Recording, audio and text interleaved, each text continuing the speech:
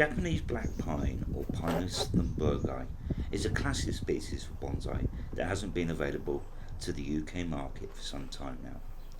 The only way to obtain one is to buy an older and therefore more expensive bonsai, or to start a few from cuttings or seeds.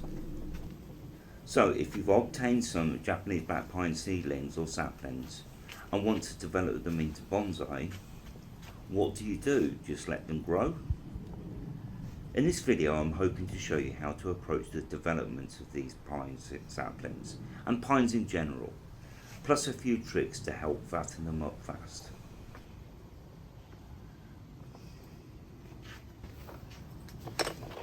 These are Japanese black pine grown from cuttings over 3 years and are very well rooted. Having been candle pruned in midsummer to encourage better ramification, they are currently extending a second flush of growth, something that isn't so easy to do here in the UK. Unfortunately, we don't have the temperatures or the light or length of summer for multiple flushes on Japanese black pine. These trees are very well rooted with plenty of healthy mycelium growing in the substrate. Today I'm lifting the black pines higher up in their pots, adding a little pumice to the base and some macadamia and pumice mix around the root ball. This will give the roots fresh soil to grow into. The major difference with thickening pines from deciduous trees is that from early on you need to establish what will be the branches of the tree, as back budding from a fully formed, bare, mature trunk is very difficult. Build a small bonsai structure now at the base of the trunk, but allow a sacrificial leader at the top of the tree to grow hard to bulk up the trunk overall. This sacrifice can continue to grow for years if necessary, until you are satisfied with the girth of the trunk. To avoid a straight trunk, when the tree has thickened up, add some movement now by applying wire to the sapling. Exaggerate the bends as the trunk will straighten them out a little as it thickens up over the years. Twist and bend the trunk in the same direction as you have wired. This will tighten the wire around the trunk. So you apply the wire clockwise, twist the trunk clockwise. The wire will take a year or so to hold the trunk into its new position, when it can then be removed.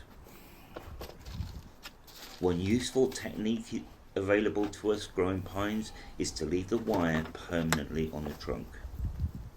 As the wire cuts into the swelling trunk, it causes the live veins either side of the wire to swell considerably, thickening the trunk twice as fast as without.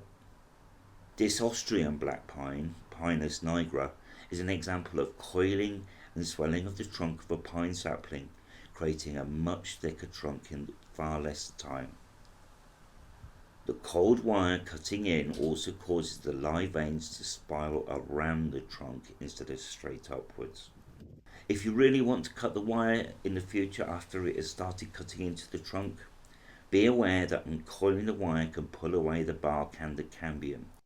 You can try rubbing Vaseline onto the wire and letting it soak in, and then trying to remove it 2 to 3 months later. This tends to avoid the bark sticking to the wire. Incidentally, this technique also works when removing deeply embedded wire on branches or any part of a bonsai. This Scots pine from Poland was field grown with coiled wire, giving it movement and helping to thicken the trunk. It has caused the live vein to coil around the trunk. I'm currently creating a shari from the coils, a process that has taken a couple of years.